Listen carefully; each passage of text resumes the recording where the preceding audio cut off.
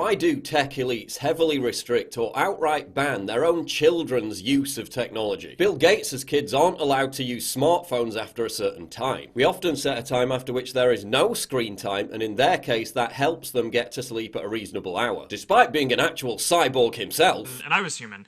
I am human, still. Mark Zuckerberg strictly limits his kids' use of smartphones and television. Asked if his kids loved the iPad, Steve Jobs responded, "They haven't used it. We limit how much technology our kids can use at home." Chris Anderson, CEO of 3D Robotics and a father of 5, said, "We have seen the dangers of technology firsthand. I've seen it in myself. I don't want to see that happen to my kids." Alex Constantinople, the chief executive of the Outcast agency, restricts her kids' use of gadgets to just 30 minutes a day and bans them, period, for her 5-year-old. As Alice Thompson wrote, "It's astonishing if you think about it. The more money you make out of the tech industry, the more you appear to shield your family from its effects." Authors Joe Clement and Matt Miles ask, what is it these wealthy tech executives know about their own products that their consumers don't? The most sought-after private school in Silicon Valley bans electronic devices for the under 11s. Why do these people endlessly promote the wonders of technology out of one side of their mouths while privately keeping their own kids away from technology? I'll tell you why. Because they know what they unleashed was designed to be addictive. Addictive behavior leads to depression. We have an epidemic of childhood depression. Hospital admissions for suicidal teenagers have doubled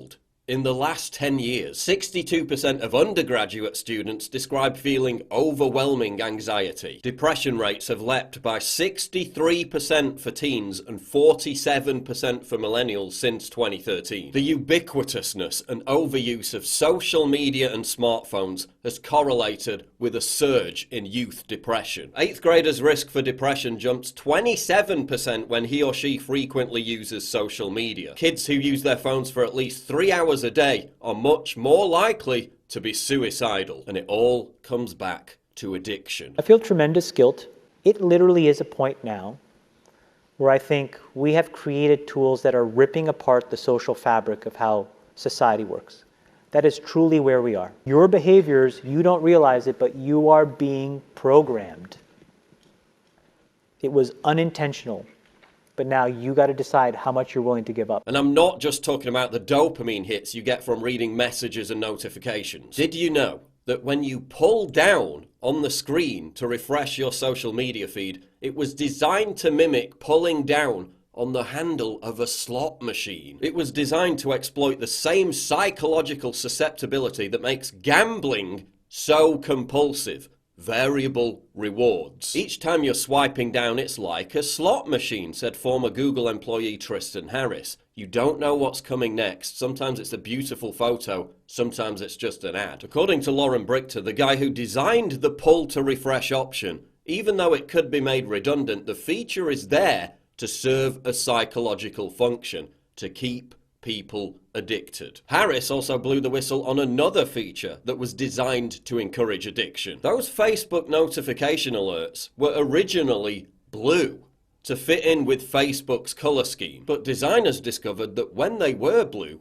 barely anyone checked them. So they changed the color to red, and everyone started checking them compulsively. Red is a trigger color, Harris says. That's why it's used as an alarm signal. So they're literally causing little anxiety alarms to go off in your brain when you see these red icons, an anxiety that can only be assuaged when you click or touch on them. A leaked internal Facebook report revealed that big tech knows when teens are feeling at their most insecure or vulnerable. They can manipulate when users receive likes or other notifications, ensuring they arrive at a time when the user is in most need of attention or approval. All of us are jacked into this system, says Harris. All of our minds can be hijacked. Our choices are not as free as we think they are. A handful of people working at a handful of technology companies, through their choices, will steer what a billion people are thinking today. We've also been turned into outrage addicts. Half of the news media cycle is now just stirring up or reacting to contrived Twitter outrage. According to former Google strategist James Williams, we've habituated ourselves into a perpetual cognitive style of outrage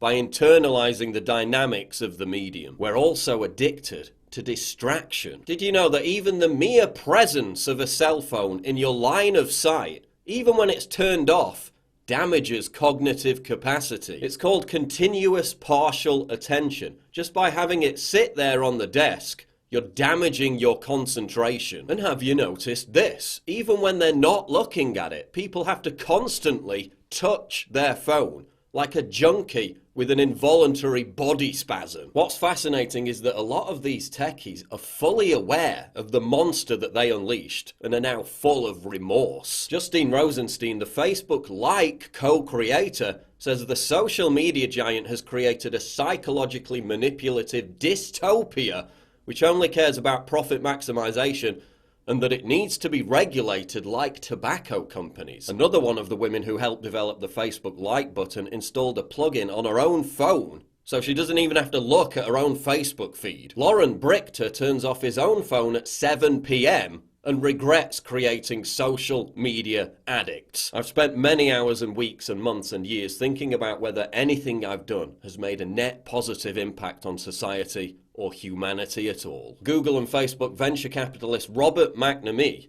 says that the smartphone and social media have had horrific, unintended consequences on society. He compares social media giants to drug dealers. The average cell phone user taps, swipes and clicks a whopping 2,617 times a day. For heavy users, it's more than double that, adding up to nearly 4 hours a day devoted to cell phone use. And those numbers are over 2 years old, so it's probably even worse now. Go take a walk in the park. Despite the very point of taking a walk in the park being to get away from technology, how many people do you see buried in their cell phones? At this point, I'm seeing at least 50% of the people trapped in cyberspace, even when they're outside. People are so glued to their cell phones, they're now having to install ground-level traffic lights in some major cities. Forget virtual reality, how about we return to actual reality? Remember that?